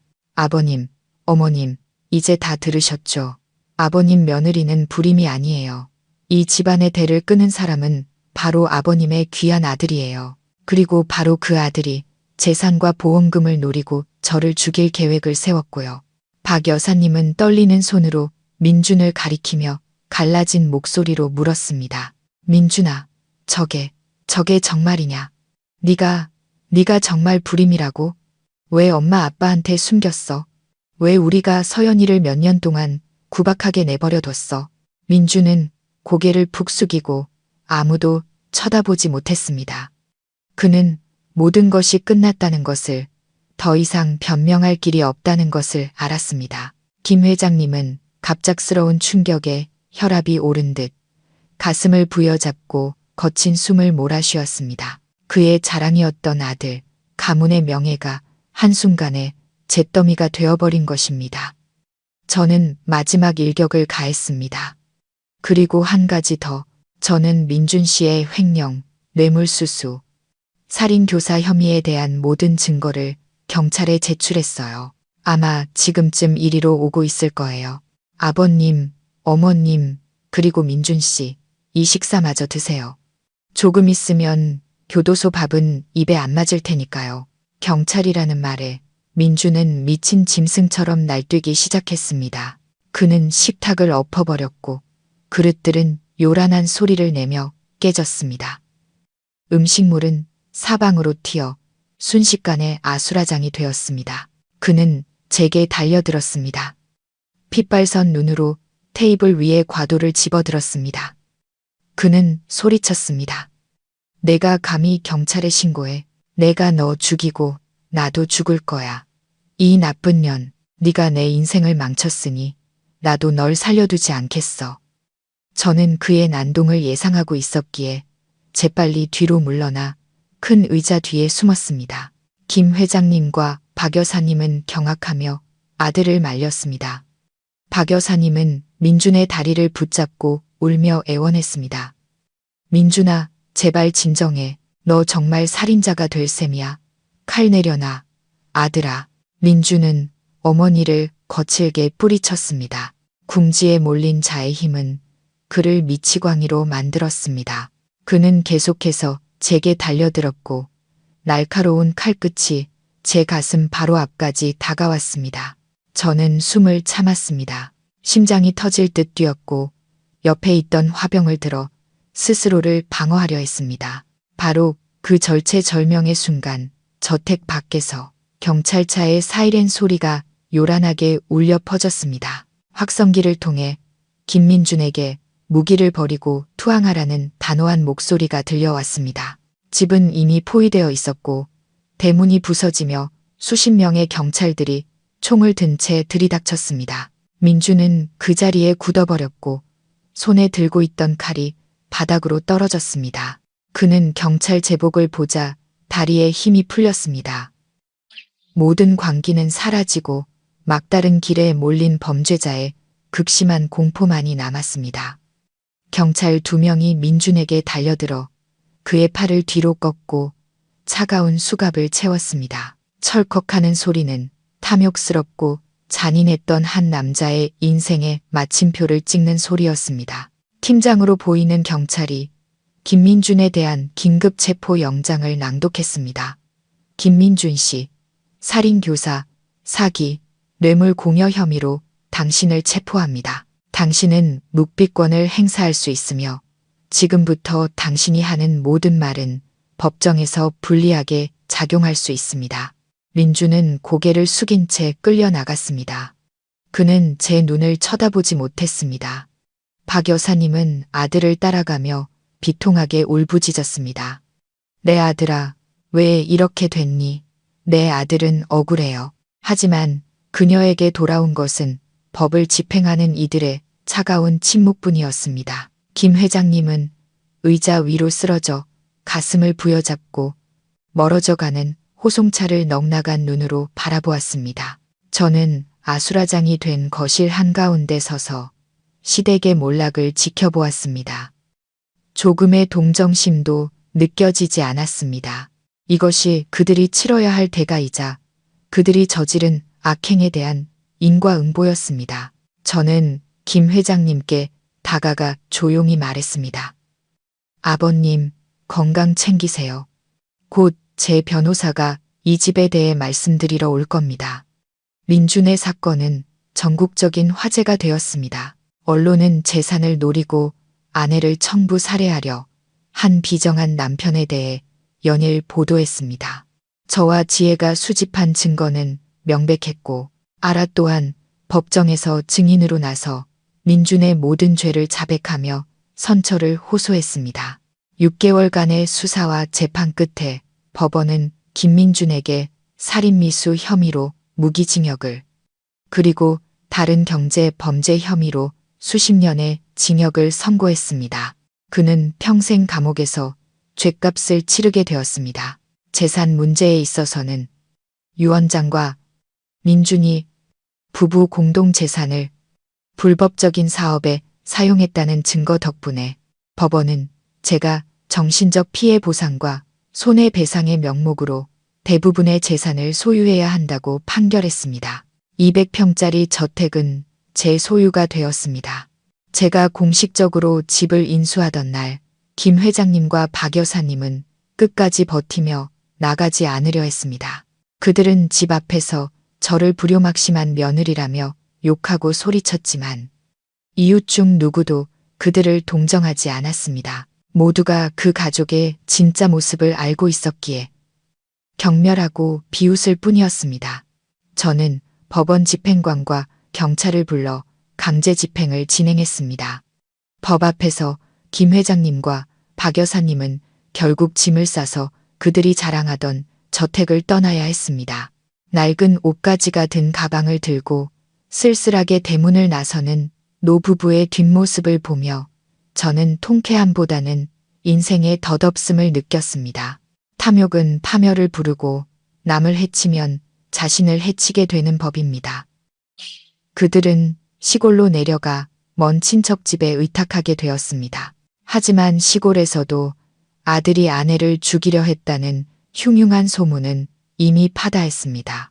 그들은 마을 사람들의 냉대와 고립 속에서 살아야 했습니다. 몇 달 뒤 김 회장님은 화병으로 돌아가셨고 박 여사님은 정신이 온전치 못하게 되어 아들의 이름을 부르며 동네를 배회한다는 소식을 들었습니다. 저는 모든 일이 정리된 후 그 저택을 팔기로 결심했습니다. 그 집에는 너무나 많은 고통스러운 기억이 담겨 있었습니다. 저는 그곳에서 단 하루도 더 살고 싶지 않았습니다. 집은 수십억 원에 팔렸습니다.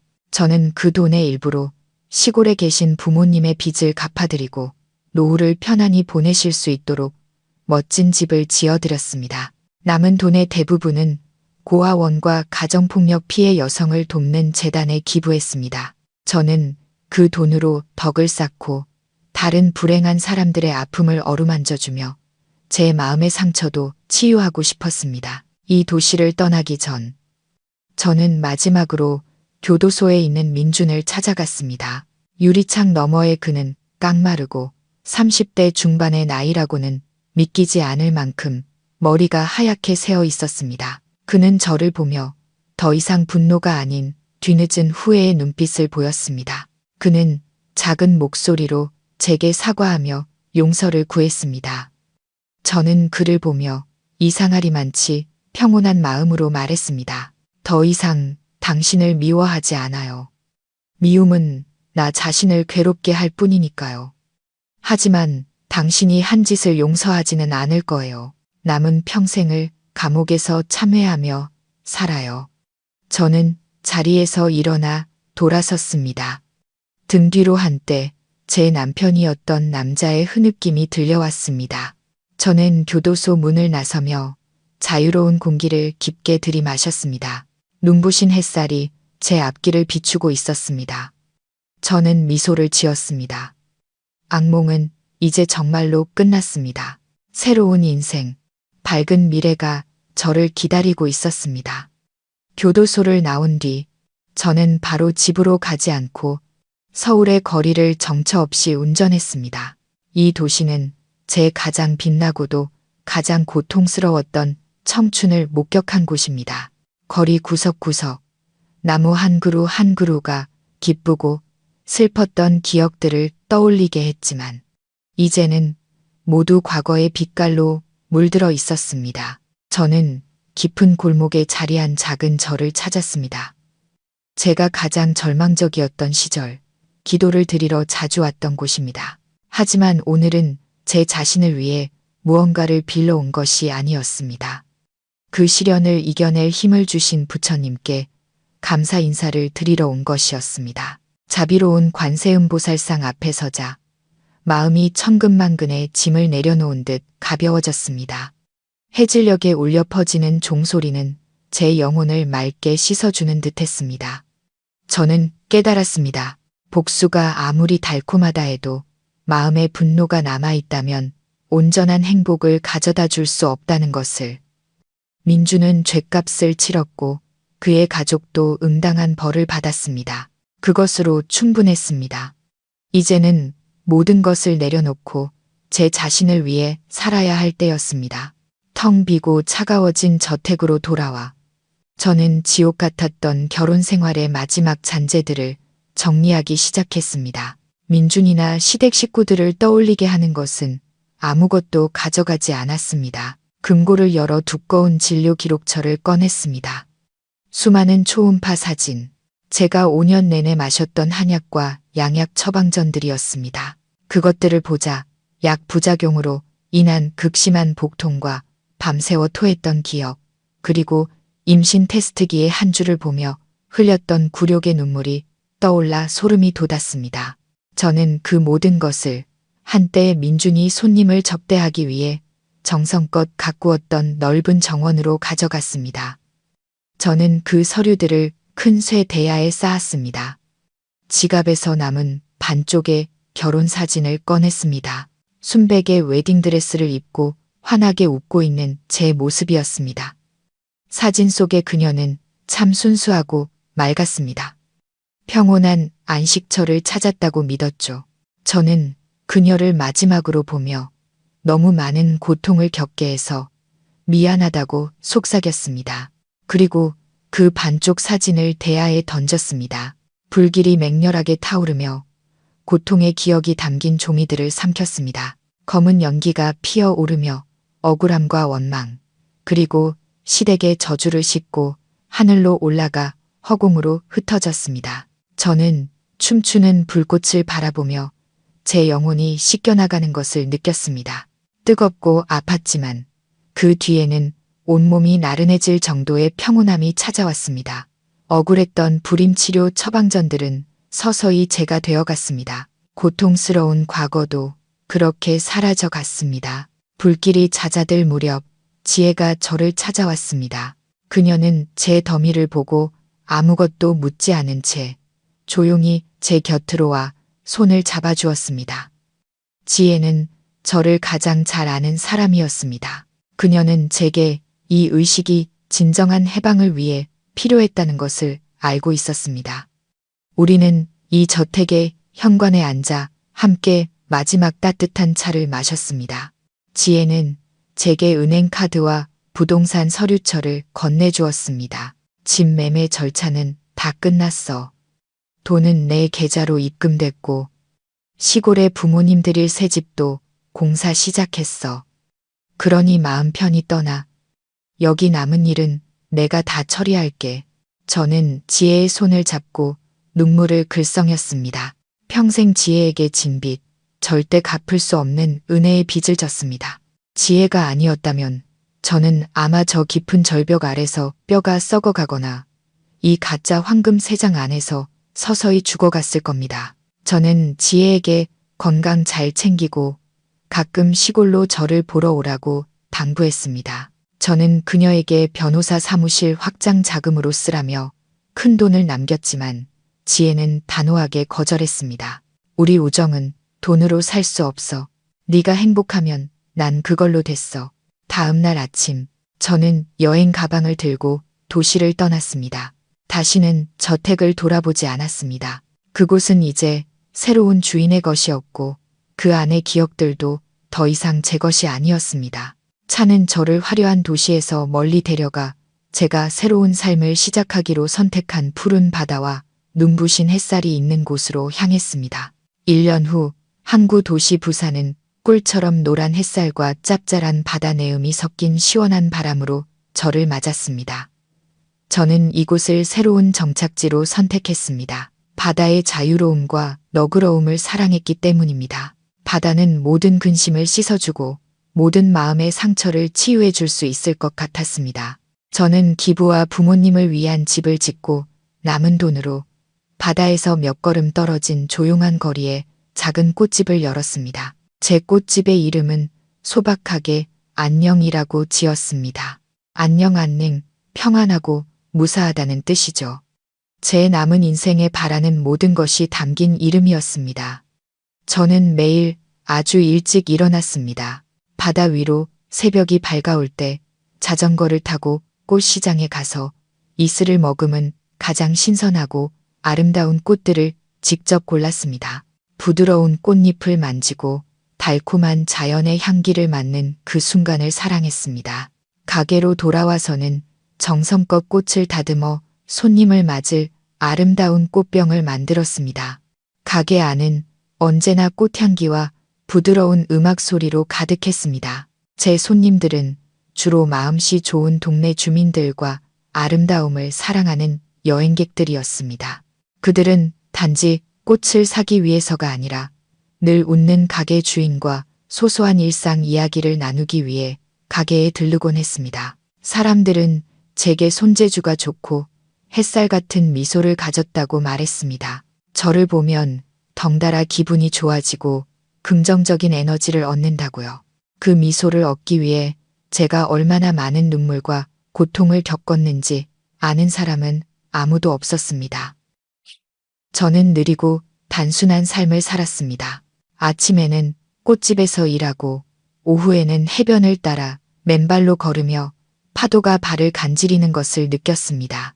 주말에는 그림 수업에 참여했고 가끔은 지역 봉사 단체와 함께 병원의 어려운 환자들에게 죽을 나눠주는 봉사를 했습니다. 더 이상 호화로운 삶도 시중을 드는 사람도 없었지만 마음은 그 어느 때보다 평온하고 자유로웠습니다. 부모님도 가끔 저를 보러 오셨는데 딸의 혈색이 좋아지고 활기찬 모습을 보며 무척 기뻐하셨습니다. 아버지는 말씀하셨습니다. 네가 예전에 그 큰 집에 살 때는 얼굴에 늘 그늘이 져 있었는데 지금은 월세방 살면서 자전거를 타는데도 활짝 핀 꽃 같구나. 행복은 정말 마음먹기에 달렸나 보다. 어느 날 오후 제 또래로 보이는 한 남자가 꽃집으로 들어왔습니다. 그는 아주 큰 해바라기 꽃다발을 사고 싶어 했습니다. 결혼 기념일을 맞아 아내에게 선물할 거라고 했습니다.